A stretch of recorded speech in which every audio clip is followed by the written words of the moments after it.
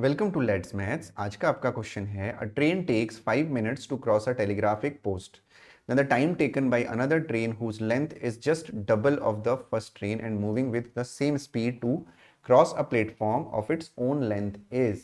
एक रेलगाड़ी को एक टेलीग्राफ पोस्ट पार करने में 5 मिनट लगते हैं, तो दूसरी रेलगाड़ी जिसकी लंबाई पहली रेलगाड़ी की लंबाई से 2 गुनी होती है और जो समान गति से चल रही है, अपनी ही लंबाई के प्लेटफॉर्म को पार करने में कितना समय लेगी।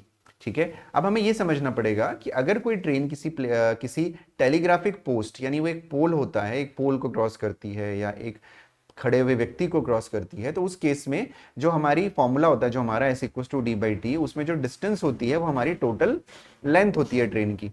ठीक है, तो पहले केस में हम देखेंगे अ ट्रेन, अब मान लेते हैं कि जो पहली ट्रेन है, पहली ट्रेन के लिए जो डिस्टेंस है वो जो डिस्टेंस है यानी जो उसकी लेंथ है ट्रेन की एक्स है। ठीक है, उसको टाइम कितना लग रहा है? टाइम लग रहा है उसको 5 मिनट। मैंने आपको हमेशा बताया है, अगर आप मेरी वीडियोस रेगुलर देख रहे हो क्वेश्चंस का सोल्यूशन, तो आपको मैं हमेशा बोलता हूं कि स्पीड टाइम डिस्टेंस में जो दिया हुआ है वो पहले नोट कर लो। ठीक है, तो टाइम हो गया 5 मिनट, राइट, टाइम 5 मिनट हो गया।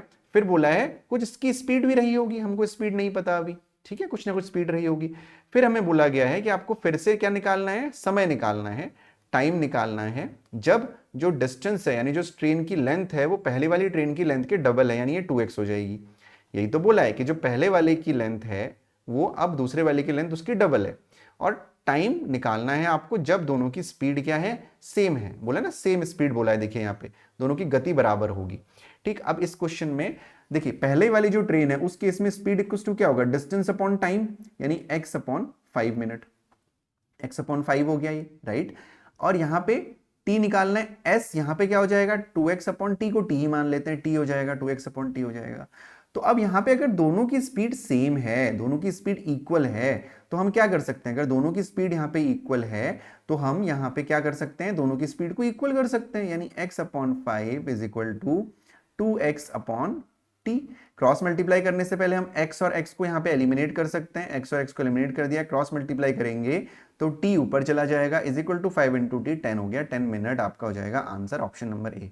अब इस क्वेश्चन में आपको बड़ा कंफ्यूजन हो सकता है कि सर बाकी सारे क्वेश्चंस में तो आप कहते हैं कि सेकंड्स में चेंज करो या मीटर पर सेकंड में करो, इसमें क्यों नहीं किया? इसमें हमने इसलिए नहीं किया, अगर आप चेंज करेंगे सेकंड में तब भी आंसर आपका सही आएगा।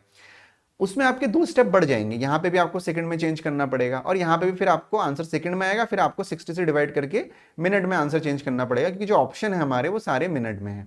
ठीक है, इसीलिए हमने चेंज नहीं किया। अगर आप चेंज करेंगे तो 5 मिनट में होते हैं कितने सेकंड? 1 मिनट में 60 सेकंड, तो 5 मिनट में हो गया 6 5 30, 300 सेकंड्स, राइट। तो भी आपका आंसर 300 इंटू 2 अपॉन आप 60 करोगे तो आंसर आपका 10 मिनट ही आएगा। क्यों आया यहाँ पे 10 मिनट? क्योंकि जो बाकी हमारे पास वैल्यूज है, जो डिस्टेंस है, जो आपके पास स्पीड है, उसकी कोई यूनिट ही नहीं दी है। हमें यहाँ पे बताया ही नहीं है कि डिस्टेंस मीटर में है या किलोमीटर में है, या स्पीड मीटर पर सेकंड में या किलोमीटर पर आवर में है। वो एक यूनिट है, एक आइडेंटिटी हमने मानी हुई है, इसीलिए हमने इसको यहाँ पे चेंज नहीं किया है।